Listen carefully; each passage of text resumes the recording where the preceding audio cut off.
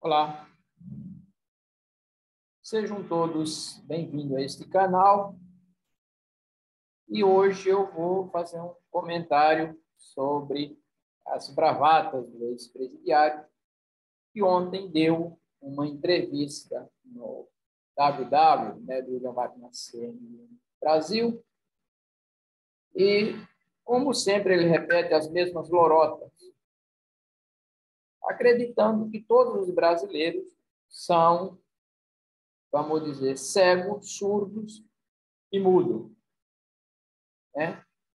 Então, ele repete as mesmas bravatas de sempre, e fez isso e aquilo, porém, ele se esquece que as pessoas têm memória e que as pessoas também têm vivência social. Em outro vídeo, eu já detalhei a respeito dos diferentes setores produtivos do Brasil e as porcentagens de responsabilidade, vamos dizer, empregatícia. O setor da construção civil só representa 2% dos empregos no Brasil. Então, ele repete a mesma coisa, que os 4 milhões de desempregados no seu final do governo petista foi causa da Lava Jato. Primeiro, que ele encontrou o Brasil, quando chegou na presidência da República, um país bem organizado, quer sim, quer não, possa fazer crítica ao FHC, porém, ele soube conduzir muito bem o Plano Real e, graças ao Plano Real, é o que temos hoje. Também não vamos nos esquecer da relevância que teve Itamar Franco com a sua equipe, que foi aí que nasceu o Plano Real. Que o Lula, vocês podem procurar reportagem, que ele era contra o Plano Real. Tem uma entrevista nele no Jô, às 11h30, muito famosa. Ele era o único brasileiro, vamos dizer, a falar contra o Plano Real, né? Então, ele é uma bravata. Hoje, o setor da construção civil só emprega em torno de 3 milhões de pessoas. Então, como é que pode ter deixado 4?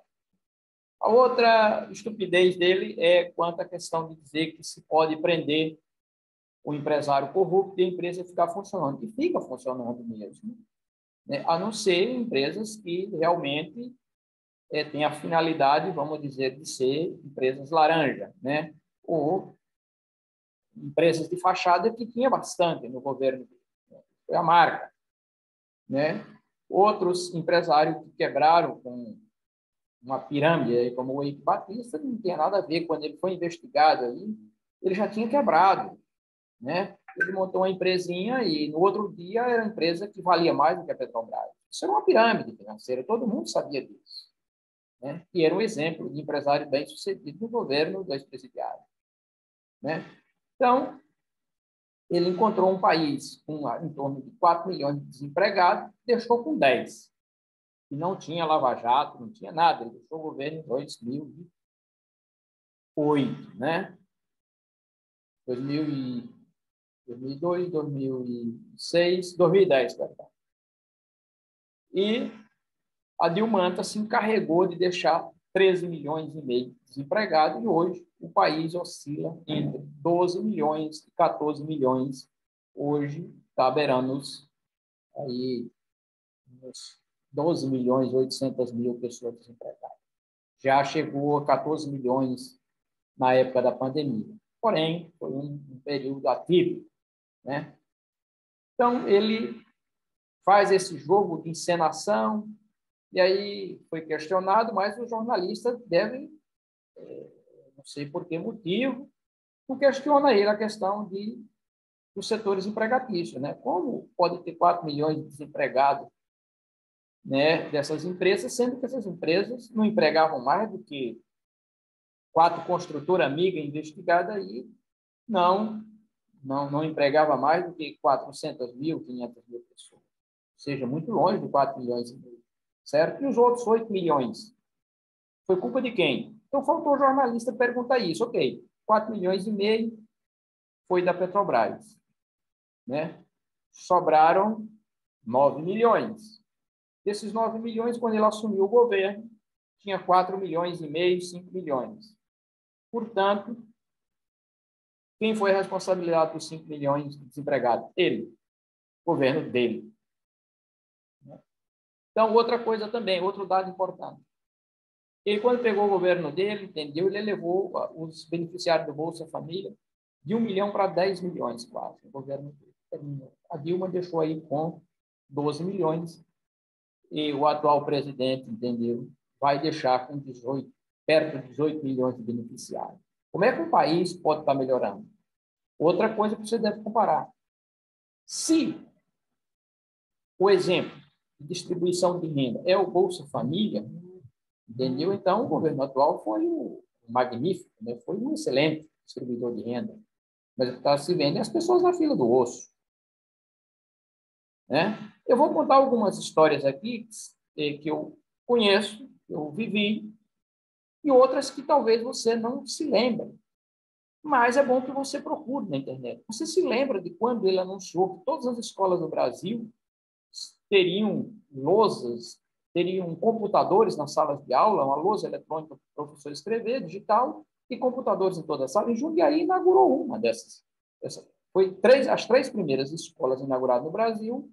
Se eu não estiver enganado, foi uma em Brasília, ou foi as 2 no Rio Grande do Sul, e uma foi em Jundiaí, São Paulo. Certo? Ele veio inaugurar essa escola digital. Virou sucata, acabou. Se alguém é professor aí que escuta esse vídeo, se lembra que na época da Dilma, ela presenteou os professores com tablets. O tablet nunca funcionou, era da Sony, um tablet amarelo, né? Para os professores que davam aula ensino médio. Entende? Bom, eu não gosto muito de falar da minha pessoa, né? Mas me apresentaram um desses, aí eu não consegui nem cadastrar o meu CPF, tinha que cadastrar o CPF. Bom, nem isso consegui, ele não andava, veio, entendeu? Foi o dinheiro perdido. Então, isso são exemplos, né? Voltando na crise de 2008, que ele era presidente, gente, eu não precisa fazer comercial, porque são empresas grandes, não tem nada a ver. Mas a Krupp, a região que eu moro, a Krupp é uma das melhores empresas, uma das maiores empresas que mais emprega.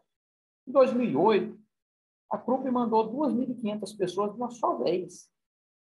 32 funcionários. Faltavam menos de 6 meses para ser aposentado. Um deles é meu vizinho, mora na rua. Eu enxergo a casa dele, entendeu? Da minha casa. Não estou contando nenhuma lorota. Se alguém duvidar, pode vir na minha casa aqui, marcar, a gente vai lá e conversa com ele. Né? Eles tinham mais de 30 anos de firma. Faltavam 6 meses, por 6 meses, menos de um ano para se aposentar. Inclusive, ele conseguiu a aposentadoria, foi um dos que fez acordo, conseguiu se aposentar, e outros estão brigando na justiça até hoje para receber todos os direitos. Ela propôs um encerramento de contrato bem abaixo, né? Ele precisava construir uma casa e pegou esse dinheiro, certo? Então, isso são histórias reais, não apaga da memória das pessoas. Em 2013, se eu não estiver enganado, foi 2012, não, foi 2013 mesmo. Esse número não é muito bom. Não se esqueça disso. Eu estava na minha calçada lá cedo, às 9 horas, na calçada da minha casa, e saí ali e tal, preparando para trabalhar, né? E passou o ônibus, que o ponto era quase em frente à minha casa. Inclusive na frente da casa desse outro que eu falei que tinha sido aposentado, entendeu? Sido mandado embora da Cruz. E desceu um outro vizinho que mora na rua de baixo. Uma sacolinha de bermuda, às 9 da manhã. Estava preparando ali para fazer uma entrega. Ele desceu, eu brinquei com ele. Ô, rapaz, foi no shopping fazer compra, veio com a sacolinha, disse que nada, acabei de ser mandado embora. Eu falei, como? Isso eu e mais 30. E promédio aí, vamos dizer, uma média de trabalho dessas pessoas mais de 10 anos. 10 anos de firma. Nenhuma dessas empresas, gente, eu não me lembro o nome da empresa, uma empresa pequena, né? Nenhuma delas prestava um serviço para nenhuma empresa dessas envolvida no Lava Jato. Nenhuma dessas. O grupo nunca prestou serviço. O grupo Tennessee, o forte dela é produzir elevadores. Isso tem a ver com em algum prédio, porra. Não tem nada a ver com empresa investigada. Ele mandou isso. Ao mesmo tempo, outro vizinho, que mora em frente à casa desse, eu falei do primeiro caso, vinha descendo. E aí, conversando ali, aí tal, ele procurando ver se eu faço um bico. Mas você não trabalha na CIF, que é outra empresa que vem daí, né? Metalúrgica muito boa, muito conhecida. Emprega bastante gente. Se você não está trabalhando, ele disse, não, fui mandado embora. E você não foi mandado embora? Eu disse, sim, eu e mais 350. 350 empregados. Não, em momento nenhum, a CIF fez parte de alguma maracutaia, coisa que eu sei, entendeu, envolvido em nenhuma investigação. Nem tampouco prestou serviço para as suas empresas envolvidas. Mandou 350 de uma só vez. Certo? Então, quem é o responsável? Né? Os responsáveis são eles mesmos, por políticas equivocadas. Entende? O outro vídeo que eu falei, o anterior, né, ele estava ameaçando o agronegócio. Uma hora ameaça o agronegócio, cortar as exportações, já coisas na época do Sarney. A Argentina está passando por isso. O Márcio está pedindo, Sérgio Márcio está pedindo, pelo amor de Deus, esporte. Todo dia tem um informativo. Olha, entrou hoje tantos milhões de dólares aqui das exportações. Todo mundo se sabe, inclusive eu publiquei o link lá do discurso do Fernando no vídeo passado, né? A primeira coisa que ele fez foi proibir as exportações. Taxou e todo mundo viu qual foi o resultado. Então, nós temos que começar a combater as mentiras. Por quê? Se hoje a gente fala de fake news, vocês vão ver as fake news o ano que vem. Elas vão ser oficializadas. Certo? Sempre foi. Vamos escola digital para todo mundo. Quietou. Né? Cadê esses computadores? Cadê? Virou sucata. Nunca tiveram manutenção. Em menos de um ano, não prestava para nada, ninguém mais usava lousa. Certo? São coisas desse tipo. Né? Ele fala números. Porque está aí no poder, o atual presidente fala números, joga número para cima, como se ele não fosse um especialista.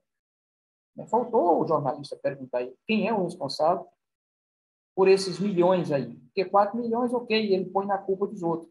Uma outra coisa interessante também, gente, foi que ele disse que a culpa, né, dos corruptos terem solto foi culpa do juiz. Realmente o juiz, se ele não tivesse agido dentro da lei, tivesse agido fora, ele estaria preso até hoje. Ele e os outros amiguinhos dele, que ele diz claramente que vai voltar a restabelecer a construção civil com aquelas empresas que quebraram, ou seja, os amigos. Ele está dizendo que vai voltar à cena do crime, como o seu próprio vice disse uma vez. Ele quer voltar à cena do crime, vai voltar à cena do crime. E o que nós temos que fazer é combater. Gente. Se vocês acham que hoje tem fake news, vocês vão ver fake news, é o ano que vem, porque tudo indica. Infelizmente, gente, vamos partir para a realidade. Essa eleição é um jogo perdido. Um jogo perdido. Certo? Vamos concentrar nos deputados. Vamos concentrar nos deputados e senadores para diminuir o impacto, porque ele vai voltar com toda a força, com sangue nos olhos e vai ser danoso ao país. Pode esperar, vai faltar osso. Vai faltar osso. Né? Então, a gente tem que começar a ver que governo maravilhoso foi esse. Né? Ele fica prometendo o kit, né? O kit voto, né? Que é um litrinho de gasolina para botar na motinha cabrito para fazer barulho, picanha de 1,5 kg, todo mundo sabe que não existe picanha de 1,5 kg, mas ele promete. Né? Todo mundo sabe, entendeu? Ele sempre foi um incentivador do consumo do álcool, né? O que é um péssimo exemplo. Né? Falando nisso, no dia de combate, né, ao álcool, ele foi promover, se alguém se lembra, ele foi promover a cachaça brasileira fora do país, num dia que era considerado o Dia Internacional do Combate ao Alcoolismo, né? Então, ele é um sujeito, entendeu, que não mede as consequências, entendeu? Pousa de bom moço samaritano, mas não passa o que ele sempre foi, né? Um enganador, né? Um mentiroso, posto mais, um encantador de serpentes e outros tipos de animalitos aí, entende? Então, ele é um verdadeiro encantador. Mas são esses encantados, né? Essas serpentes que ele está encantando aí, que vai detonar ele, né? Então, pode esperar, gente. Pode esperar que vai começar fora seu ex-presidiário muito antes do que vocês estão imaginando. Talvez no meio do ano ele já vai. Ele não dá conta. Ele é um computador, entendeu? 386. Está desatualizado da realidade. Então, a gente precisa começar a ver isso, combater as fake news que vão ser frequentes. Você pode olhar, se você quiser saber qual foi o governo dele, basta você olhar o IDH. O IDH do Brasil sempre foi os piores, no governo dele e no governo atual. Nós, aí na época aí do final do Fernando Henrique, começo do governo dele, ele baixou 10 posições, mas praticamente nós estamos perdendo para país, entendeu? Para país da África. Certo? Os índices de necessidades básicas insatisfeitos no Brasil são os piores possíveis, né? Fome, analfabetismo e, vamos dizer assim, superlotação das habitações, né? Das casas, dos barracos. Né? Isso chama-se necessidades básicas insatisfeitas, ou seja, isso é indigência. Né? E ele tem coragem de mostrar um vídeo, entendeu? Que a pessoa melhorou de vida, entendeu? O fundo da casa da pessoa, gente, vocês viram esse vídeo aí, é um esgoto. É um riozinho poluído de esgoto. Né? É um córrego poluído. Ele diz que as pessoas melhoraram de vida. Pode ter melhorado de vida. Certo? Então, ele vem com essas mentiras o tempo todo, entendeu? Realmente, o juiz errou.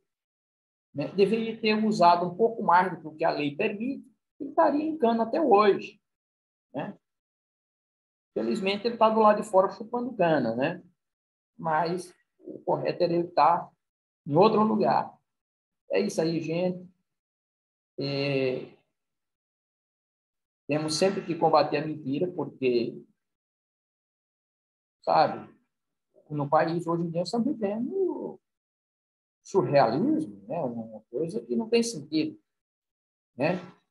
As fake news é as que rolam. Né? Mas a outra que é danosa, gente, que a falta de respeito foi ter utilizado esse rapaz aí do Mato Grosso, lá, o Rafael lá, um rapaz que tem um problema de saúde. Foi uma coisa que ele ontem estava com essa mesma lorota, afirmando que o cara tinha matado porque era o ódio. Né? As mídias também compraram a ideia dele, entendeu? A fake news e venderam. Como se o cara fosse... O cara era uma pessoa doente, esquizofrênico, diagnosticado. O médico deu um diagnóstico para internar ele, e o juiz negou, porque era na pandemia, e era uma coisa que tinha que ser à força, né? Entendeu? Porém, se causou um sofrimento maior ao paciente, né? a essa pessoa. Por quê? Eu não estou defendendo. Porém, ele tem um problema de saúde, que causa um sofrimento a ele, um sofrimento à família e um sofrimento a essa outra família que não tinha nada a ver, né? Que é do rapaz assassinado. Né? E ele usou, poderia ter se desculpado, eu não tenho nada contra a pessoa usar a informação até o momento que não sabe que é verdade, mas ele já sabe que isso é verdade. Ele já conhece a verdade. Então, usando o rapaz, quer dizer, é uma falta de escrúpulo monumental. Eu não acredito que uma pessoa que mata a outra não tenha um problema mental. Sinceramente, tem. Todos têm. Se você for nesses presídios aí, começar a interrogar, todos têm problema. 90% tem problema de saúde. Eu não vou dizer o cara que teve um ataque de raiva uma hora. Ok. Certo? Mas a maioria deles não. Já são doentes. Precisa de tratamento. Né? Então, não adianta só jogar ele lá numa cadeia, numa cela, e não tratar. O que vai fazer com esse cara daqui a 30 anos? Vai sair, vai repetir o mesmo. Né? Todo mundo se lembra do Bandido da Luz Vermelha. Que fim ele teve? Bom, ele ficou 32 anos, 35, saiu, voltou a cometer crime, terminou morrendo, assassinado aí numa briga, né? Ou seja, nunca curou. Então, o Adélio é outro. E como o Adélio existe um monte desses psicopatas, um monte de pessoas esquizofrênicas, um monte de pessoas aí com distúrbio bipolar, que cometeram crime, maníaco, sexual aí. Todas essas pessoas têm problema de saúde, então elas têm que ser tratadas também. Então, elas têm que ter um manicômio. O Estado não está construindo mais esse tipo de lugar para esse tipo de pessoa, certo? Não se pode manter uma pessoa dessa na rua aleatoriamente, porque o psiquiatra dele não conseguiu mais tratar ele com hipnose, não conseguiu mais dopar ele, certo? E ele ainda era um paciente, esse Rafael, que ainda consumia outros tipos de drogas, ou seja, então ele tinha um transtorno mental mais um transtorno causado por substância. Mais o transtorno causado pelo próprio os efeitos adversos que tomava o remédio, certo? Então, ele realmente era um paciente extremamente doente. E os caras estão utilizando isso, ele matou por uma briga lá, entendeu? Poderia ser falar de futebol, de família, ou ele simplesmente poderia matar, porque o médico já tinha dito, já diagnosticou ele e disse que ele tinha essa capacidade, vamos dizer assim, de, entre aspas, né, essa não é, vamos dizer assim, a capacidade, mas ele tinha um potencial, né, de assassinato, né, de homicida.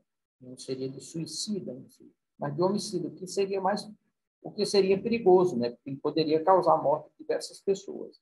Né? Porque o suicídio é uma coisa complicada, e nós estamos vivendo o Setembro Amarelo, né, que é de combate à questão do suicídio, né, que são, a maioria dessas pessoas são pessoas que têm problemas de depressão. Porém, ele tinha mais um agravante, né? Porque ele poderia, uma hora, dar um ataque, como matou esse rapazinho. Quando as primeiras imagens, se vocês perceberem dele, as primeiras notícias, se lembre que ele guardou algumas coisas no celular. Então, isso já me chamou a atenção, porque um paciente comum, ou uma pessoa comum, vamos dizer assim, tentaria esconder a cena do crime. Comum, entre aspas. Né? Todo mundo sabe que eu penso que a pessoa comete um crime e tem um problema de saúde. Porém, ele não fez questão de fazer isso. Pelo contrário, fez questão de gravar o negócio, guardar. Tinha tudo guardadinho. Sabe?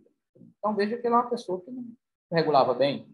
Então, eles estão usando isso. Então, é uma falta de escrúpulo tremendo. Não, nem precisa, porque vamos ser sinceros, né? Ele está ganhando o jogo, então não precisa usar mais sujeira. Veja como ele não tem escrúpulo, não é honesto, porque se fosse honesto, não estaria usando um tipo de coisa dessa. Se usou no primeiro dia, diz, olha, eu errei, não tem nada que ver, desculpa, eu tenho o direito de errar, se trata de uma pessoa doente e tal. Tem isso, ele não fez. Ele não faz isso, porque tem prazer também, é outro. É outro também, né? Tem prazer nisso. Né? E a sede de poder é uma forma também já de um desequilíbrio da pessoa. Né? O poder pelo poder. Ele é o poder pelo poder, o poder pela força e o poder pela ignorância do outro. Ele se apropria dos três tipos de poder. Né?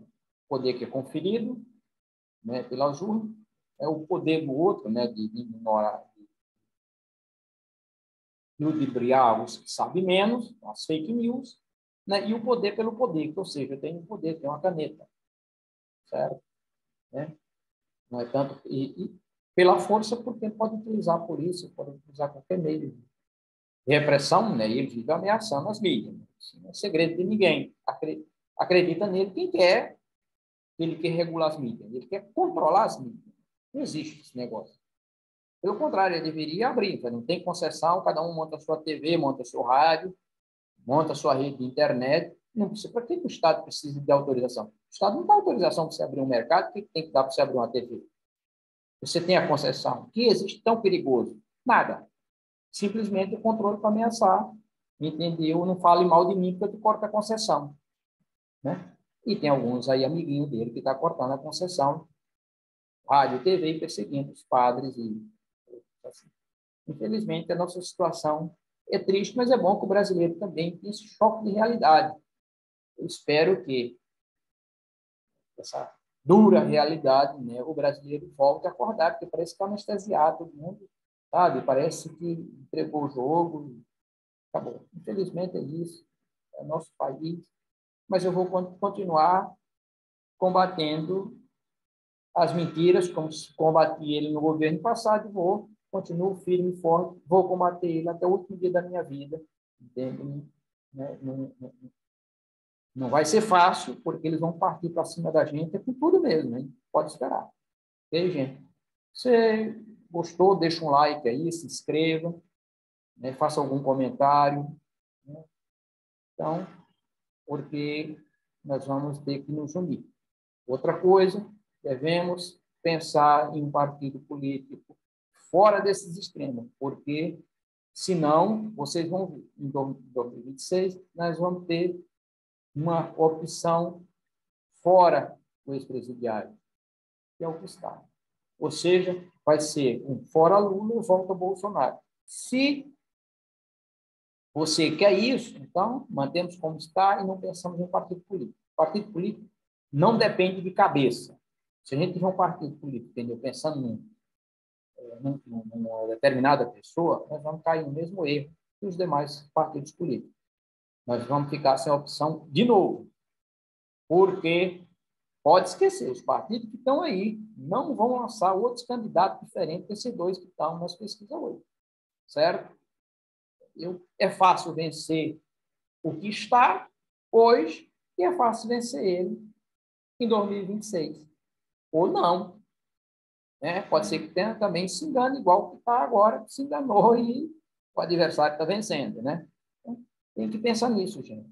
E o resto desses partidos que estão aí, esqueça esse negócio, o cara elege 30, 20, 30, 40 deputados, camarada. Mas o cacique vai dizer o quê? Não, não. Nosso negócio é deputado, senador e isso. Acabou. Presidente, não. Vamos gastar o dinheirinho e vamos barganhar. Os que estão aí já estão tudo acertado no próximo governo. Os que têm cargo hoje já estão tudo acertadinho. Pode esquecer algo diferente, porque já estão tudo lá. Já estão tudo com o pezinho na canoa já. Né? O negócio deles, camarada, eles brigam entre si, é só para o público. Porque lá mesmo é o seguinte, nós queremos dividir o poder, como diz um amigo meu, o negócio deles ali é o pirão deles, né? Acabou. Eles comem todos, estão todos lá em Brasília comendo pizza uma hora dessa, todos batendo papo e dando risada de você que está se matando aí, acreditando na lorota deles. E mais, replicando as mentiras deles. Certo? Replicando as mentiras deles. Então, pare com isso, comece a acordar, porque esse país é governado por esse tipo de gente, manada, como água. Né? Água não sobe o morro, só desce. Então, nós só vamos descer também. Ok, gente? Obrigado. Até mais.